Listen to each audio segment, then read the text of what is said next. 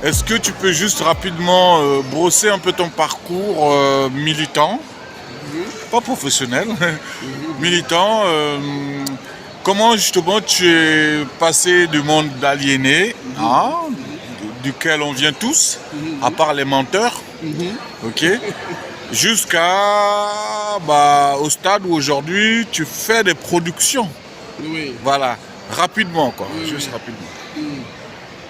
Tu vois, tu es encore gentil en disant aliéné parce que moi, il y a un mot de Cheikh Anta Diop que j'ai retenu.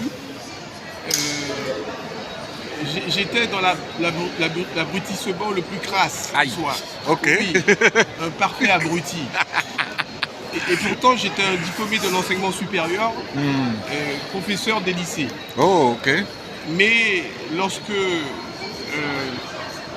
je commence à découvrir Cheikh Anta Diop, je me rends compte que j'étais un parfait abruti. Donc c'est plus fort encore que aliéné. Et figure-toi que pour que alors je ne vais pas être prétentieux en disant je suis sorti de l'abrutissement.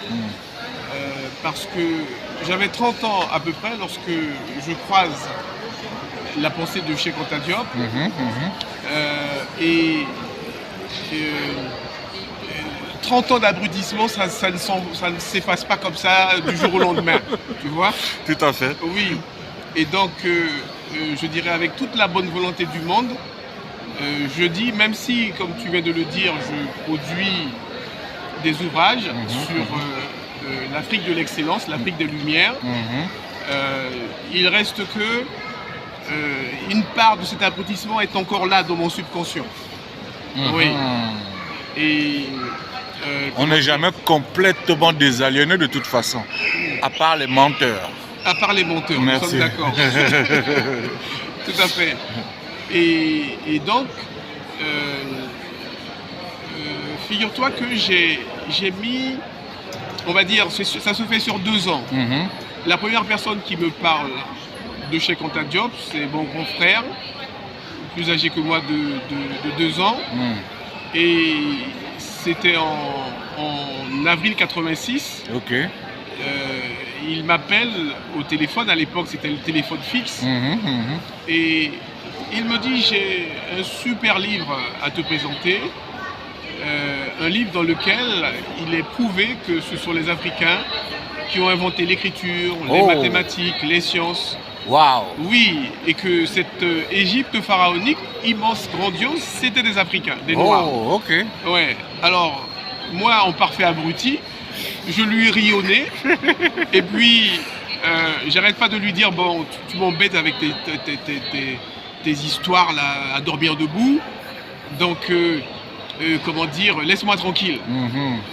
Au bout d'un quart d'heure, une demi-heure, maximum, il raccroche parce qu'il voit la crasse qu'il y a dans ma tête.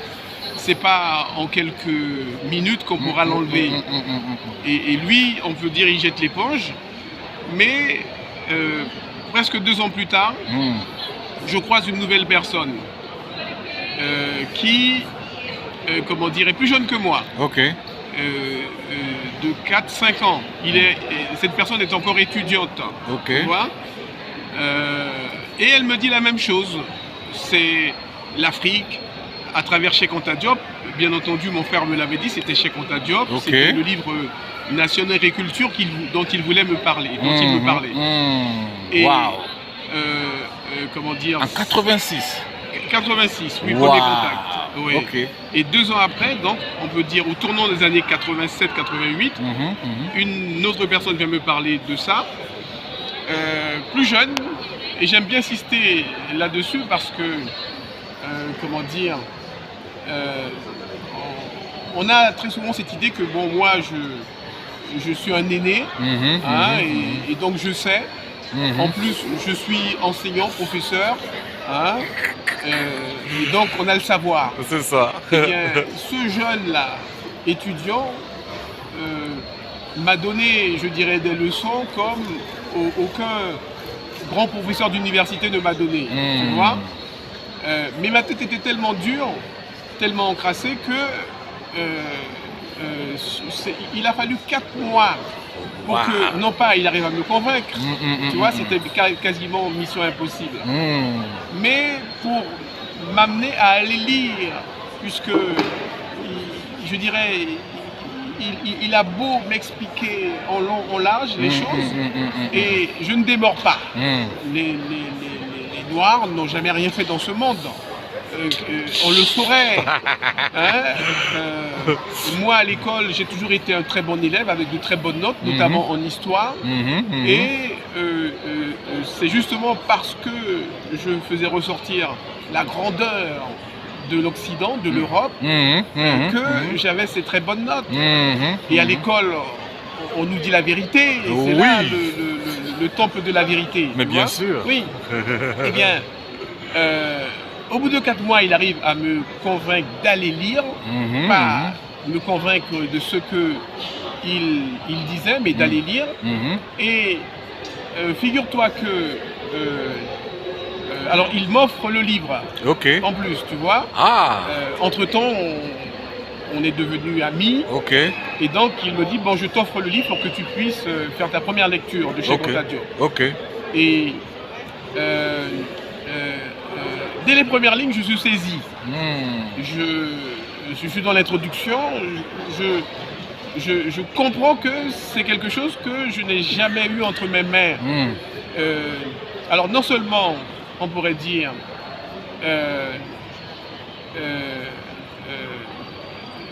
dans le cadre de la science des Blancs, qui pourtant sont les maîtres, mais je dirais peut-être plus encore d'un nègre, comme dirait Aimé Césaire, qui a dit c'est le livre le plus audacieux qu'un nègre ait écrit. Tu vois. Tout à fait. Et donc un nègre qui défie les Blancs sur le fond de la connaissance, ça me perturbe, tu vois. Je perds mes repères.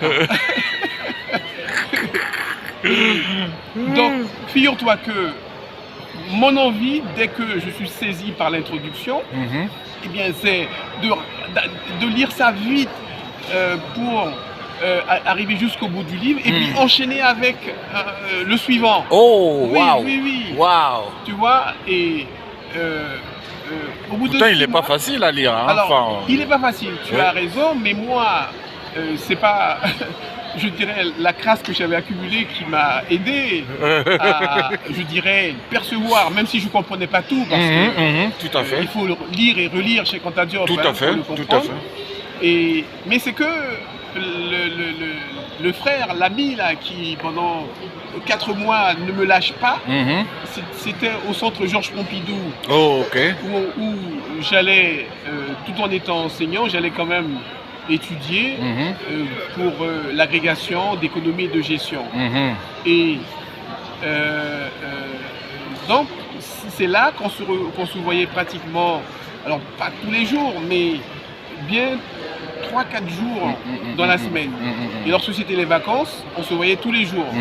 En fin de journée, à 21h, 22h, heure de fermeture du centre Georges Pompidou, eh bien, on restait à discuter, parfois jusqu'au dernier métro. Tu vois?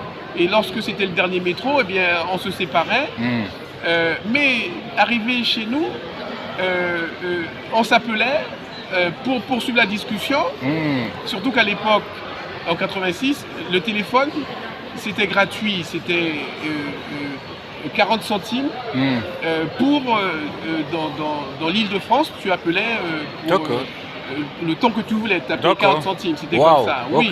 Donc, figure-toi, on pouvait encore rester 2 heures, 3 heures au téléphone, et donc avec ce risque de ne pas dormir, tu vois, tellement j'étais maintenant accroché. Donc, il m'avait préparé, c'est ça je veux te dire, même si j'objectais à chaque fois, il n'empêche que mon cerveau enregistrait tout ce qu'il disait. Mm. Donc, lorsque je lisais Nation d'agriculture, pour moi, c'était du connu déjà, Mm. du fait qu'il m'avait bassiné, je te dis, pendant 4 mois. Oui. Tu vois, oui. c'est ça qui m'a aidé à lire, je dirais, de manière continue toute la collection de chez Anta Diop, Mm. parce que moi, je me dépêchais d'aller acheter les autres. Et lui, justement, il m'accompagnait pour me dire, tiens, voilà, c'est là, tu prends. Tu vois, il m'a pris par la main. Tu peux dire son nom parce Oui. que là, il mérite d'être connu quand même. Alors, effectivement, c'est vraiment quelqu'un d'extraordinaire. C'est Éric Caberia, Ok. un jeune Guyanais à l'époque. Ok. Maintenant, comme moi, on a pris quelques décennies, on va dire. Mais c'est lui, donc, Éric Caberia. Qui donc préparait des études d'ergonomie et donc voilà, c'est cet ami-là. Ok, Ouais. très bien. Et donc, je lis en 6 mois tous les ouvrages de chez Anta Diop. Wow. Bien entendu, sauf... Alors, je lis, je dirais, je survole la partie linguistique. Ouais. Puisque... Très technique. Oui, très technique. Et puis, même si on a ce qu'on appelle le créole, hein, mais on l'a renommé depuis parce qu'on a compris que c'est pas nous, ça, ce terme-là. Donc, certains l'ont appelé Wusikam, hein, pour dire la langue des Africains. Et même si on a donc cette langue encore... D'autres comme Amamazama l'ont appelé Afroka. Afroka, ouais. D'accord. Wusikam, c'est un certain oui, je Djola, vois. Oui, tout à fait. qu'il a nommé ainsi. Il y a d'autres appellations aussi pertinentes. Et donc même si on a encore cet héritage africain du point de vue de la langue, il reste que, comment dire, c'est une étude très fouillée. Et moi, je voudrais tenter de dire quand même il y a un écart qui s'est produit entre cette langue et les langues, surtout, j'allais dire anciennes. Et de là, je te dis, bon, j'ai vraiment survolé la partie linguistique. Et sinon, tout ce qui pouvait se lire, je dirais pour quelqu'un qui avait une culture normale, je l'ai fait. Tu vois, donc en 6 mois, j'avais fait le tour de ces ouvrages. Mais je dois te dire que lorsque je revenais sur un de ces ouvrages, eh bien, je découvrais tout autant que la première fois. Et notamment le livre qui m'a le plus impressionné, c'est l'unité culturelle de l'Afrique noire. Oh, ok. C'est celui-ci. Hein? Même si on présente très souvent civilisation et barbarie comme le summum de son travail, et Nation d'agriculture comme le livre de départ, culte. Il n'empêche que moi, celui qui m'a, je dirais, le plus permis d'aller au fond des choses, c'est Unité culturelle de l'Afrique noire. Voilà. Et donc, mon parcours, c'est ça, à ses débuts. Alors, dans le même temps, ces années 88, 89, 90, mais dès 88, je dirais, est-ce que je dois dire je rencontre? Non, mais je peux bénéficier, je vais dire, des enseignements de Jean-Charles Covy-Gomez. Ok. Parce que lui, dans le même temps aussi, il était très souvent présent devant le centre Georges Pompidou. Il allait aussi sans doute étudier à la bibliothèque, mais il faisait partie d'un groupe de peut-être 5-6 Africains qui restaient devant le centre très tard et qui faisaient des discours sur les travaux de Cheikh Anta Diop. Donc c'est ainsi que je découvre également ce brillant frère. On est dans les années 88. 88, 88, ça va continuer en 89. Mais en même temps, se crée, ah non, pas se crée, est déjà créé le BINACAD, Mouvement international négro-africain, par les frères Djibril, je crois aussi Guy Numa et d'autres encore, des aînés. Djibril Ning et Guy Numa. Je crois que c'est dans la foulée de la conférence de Cheikh Anta Diop au centre Georges Pompidou. Ok. Ça s'est fait en juillet ou août ou juin, je n'ai plus exactement le mois en tête, 1985. Hein. Et donc, dans la foulée, se crée le MINACAD. Et donc, je ne sais plus par quel biais précisément, eh bien, j'arrive au MINACAD. Et là, je peux bénéficier en permanence des enseignements alors, je l'appelle dès cet instant-là professeur, le professeur Jean-Charles Kobi-Gomez. Et ça pendant 4 ans, donc de 88 à 92, je suis au MINACAD. Un peu, tu vois, comme on nous dit dans la Grèce antique, les disciples suivaient le maître. Donc nous, c'est pareil, on était toujours à côté de lui pour, je dirais, collecter le maximum d'informations.